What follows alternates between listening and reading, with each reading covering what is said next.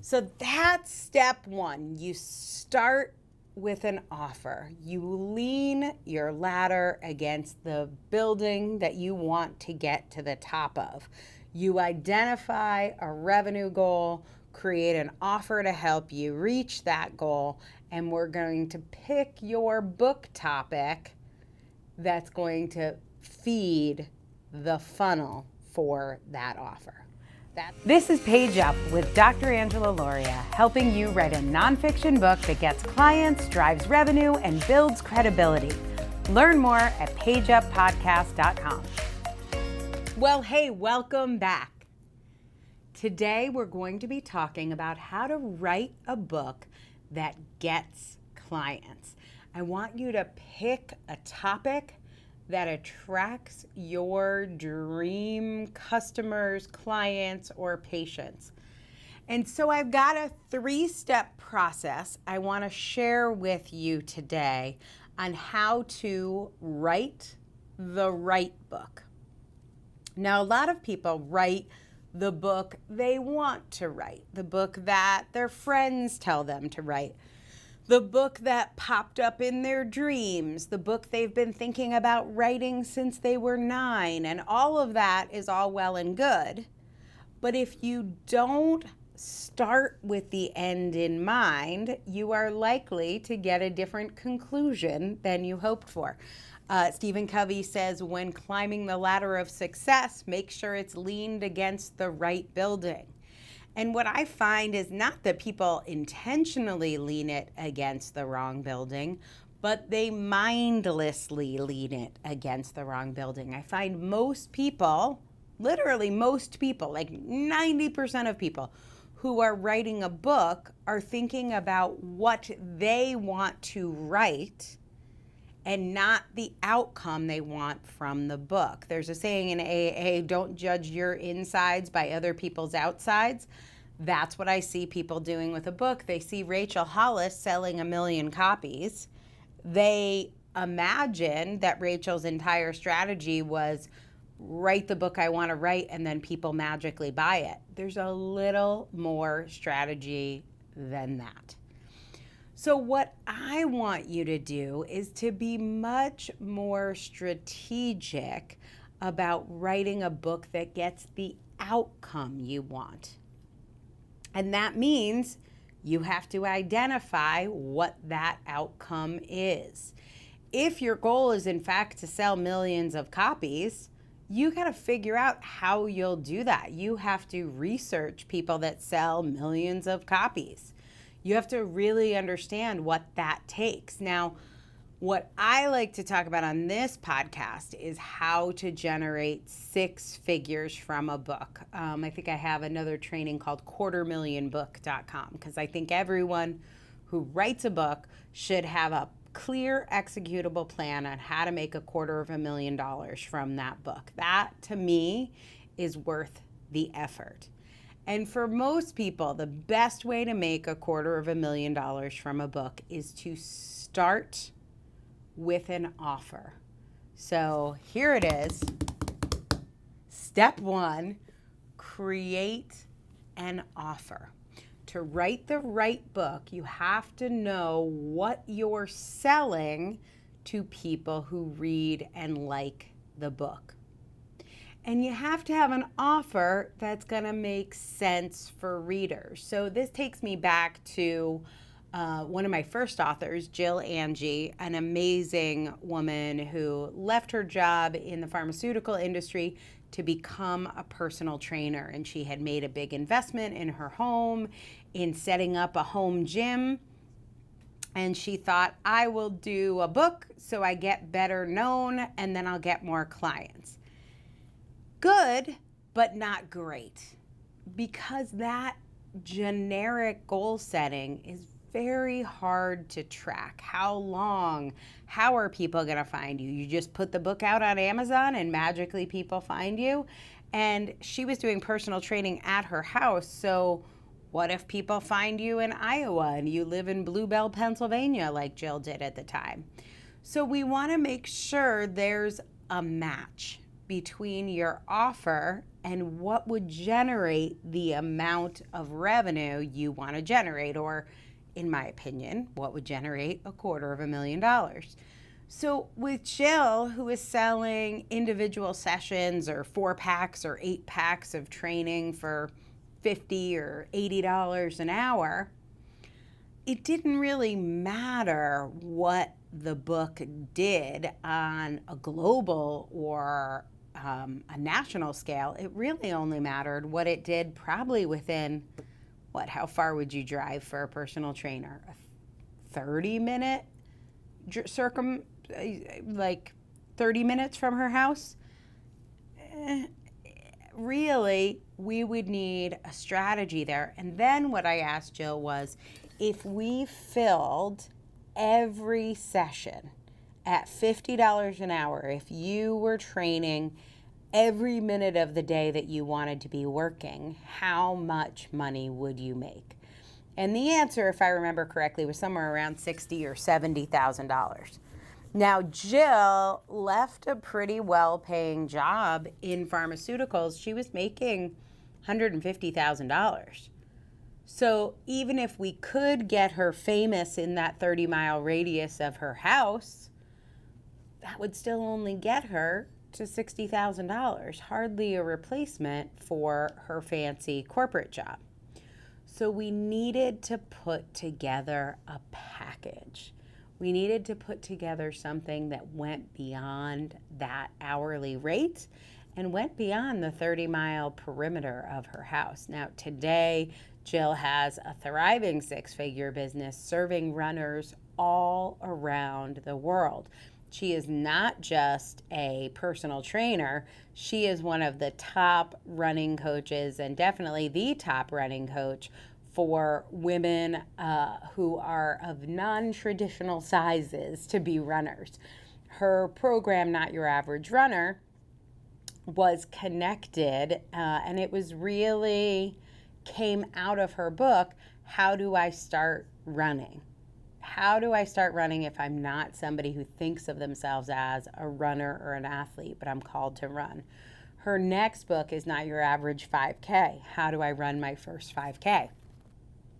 And then she came out with Not Your Average Half Marathon, how to run a half marathon. Now, each of those are associated with digital online courses and virtual training that you could do with Jill from anywhere in the world. So if you think of how a pandemic might affect most personal trainers, Jill had already created an online business that went far beyond her footprint in her neighborhood in Pennsylvania. It also enabled her to move and expand and change in ways. So how do you replace that 6-figure corporate income?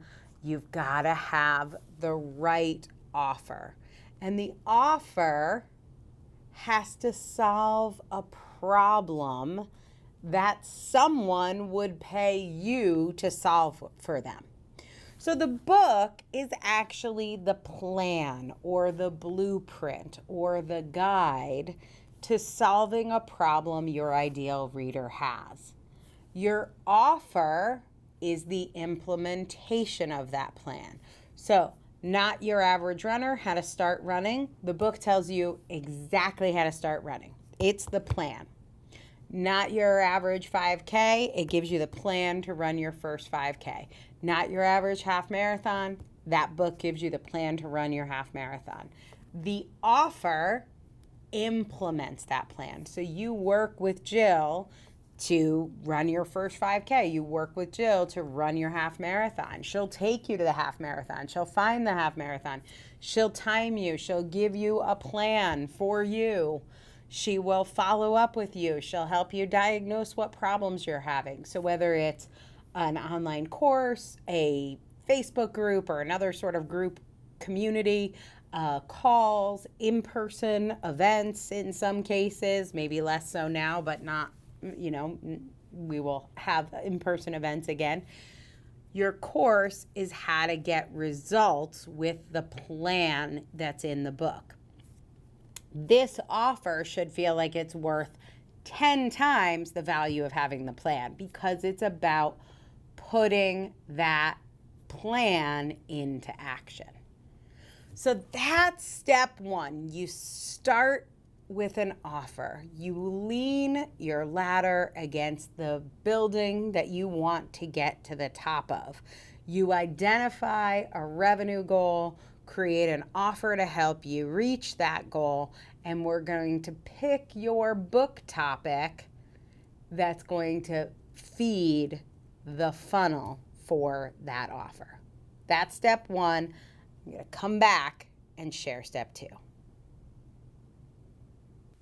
All right, step two. The key to writing the right book is to put yourself in the shoes, not of the reader who will enjoy the book the most, which might be your mother, but to put yourself in the shoes of the person who needs your book the most, who will buy it, who will read it, and most importantly, who will follow up with you to become a client. Most people write their book for the person least likely to become a client. Most people think the right book is written for the general public. But the best book is written for the person who will track you down to work with you. So when I started working with Caroline Green, she had a passion for teaching self-care to moms, particularly moms of kids under 5, like preschool age moms, new moms, not necessarily with a 2-month-old, but with a 2, 3, 4, 5-year-old, that they're just starting to get their feet under themselves and they're saying, who am I now that I'm a mom? And Caroline wanted to help them to drop all of the martyr giving up their life and really find themselves at the center of their story again. But what she learned very quickly is that topic led to a lot of people liking her work, but it did not lead to a lot of people buying her work.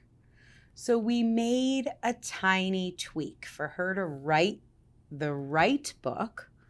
All we did was we changed the focus from self-care for moms to finding the right job that will support you and your family. Now you might think, how does Caroline go from a self-care coach to a career coach? Well, here's how that shift happens.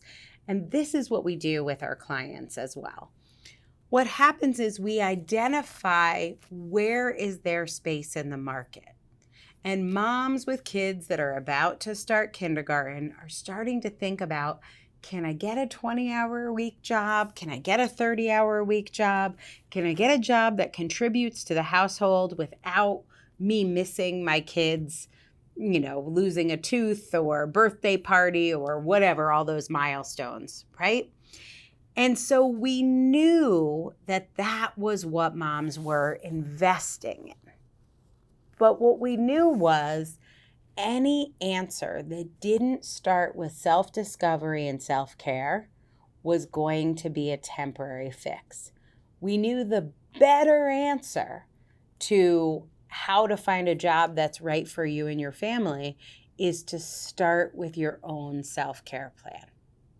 And that's why we shifted the topic to focus on finding a job that's right for you and your family. And where do we start? We start with self-care. We start by you identifying, what do I need to show up for my family? What do I need to give myself to be a good mom, to have energy? And some of that might be the meaning that is created from work, and it might not be. Not all of Caroline's clients went on to even get a job. But those who did find a job or start a business, they were doing it for the right reasons and reasons that gave them the energy they needed to move forward. So you have to have an offer And then you have to make sure that offer is matched to the marketplace. It's not just what you want to sell, but it's messaged in a way that you can deliver what you want to deliver to a receptive audience. That's one of the key features to writing the right book. And it's very hard for people on their own to see this. Now, when I come back, I'm going to talk to you about the final piece in the puzzle. All right, step 3, and this one I usually reserve to share with my clients who are working with me for a year or sometimes even longer. But this one is really important to understand because there is a 6-figure path by having a book that's a plan and an offer that's an implementation of the plan. You can get to 6 figures right there, no problem. 100 clients at $1,000, 10 clients at $10,000. We've got a path to 100K.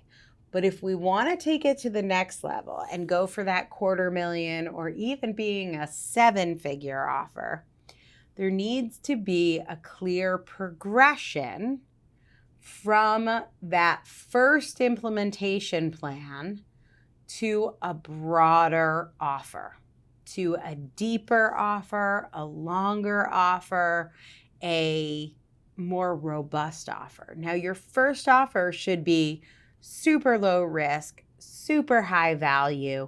It should meet the ideal reader where they are. It should over deliver on what they're looking for. And if that feels overwhelming, that is exactly why we work with our authors to develop the offer and the book, because they go hand in hand and have to be really married to work. We help people every step of the way, and we've helped hundreds of authors build a book that gets clients and 6 figures in revenue. But then there's this next piece, and this is a little bit of X factor. It's less about me training you on the elements of the offer and more about you becoming the person you want to be, becoming the next best version of yourself. So we have the book, which is a plan. We have the offer, which is the implementation of the plan. And then we have the follow-up offer or offers. That's what you offer to people who have implemented your plan. Very often, this is a mentorship or a mastermind, a done-for-you service, ongoing work together, contract work, work on retention, a deeper partnership, a revenue share. And where that comes from is not the results. That comes from your leadership. Now, of course, to be a leader, you have to get them the results. That's why they have to want the plan. They have to want to implement the plan. They have to get results. And then that high value, ongoing relationship comes from you being a leader. It comes from who you are, not what you do. Not just what you do. And so one of the things that we train our authors in, why we have Marianne Williamson as our author mentor, why we spend so much time on mindset, as well as these practical things, is if you come work with us, we're going to get you a program. We're going to get you a book. You're going to be able to have everything to implement that 6-figure plan. But where we can knock it out of the park, my authors that have made 7 figures, high 6 figures, maybe even 1 8-figure in there, what they have done is they have offered ongoing support beyond just this book funnel to bigger, better, deeper, more robust connections. And that work happens by becoming the person who stops talking about getting a book done and actually getting it done. So we spend a lot of time on the mindset shifts that come with writing a book, creating a course, and generating six figures to get you to that next level. If any of this sounds interesting to you, please go to theauthorincubator.com/apply. We'll find out if you're a fit to work with us. But as I have said in this episode, these steps apply to everyone. You can apply this right now. The question is, will you? The information is out there. The transformation comes from a decision you make inside yourself. That is how we are changing the world, one book at a time. Okay, I'm going to keep going. Okay, thanks for hanging in there. I'm excited you're here. I want you to hear from Jill and Caroline directly. They'll share a little of their story. I talked about Jill Angie, Not Your Average Runner, and Caroline Green, who is the author of Next. They're going to talk about their experience becoming authors who wrote the right book. So I can't wait to hear what you think of them. Be sure to let me know by joining the Difference Makers Club on Facebook. If you're ready to build your business with a book, take my free class at pageuppodcast.com.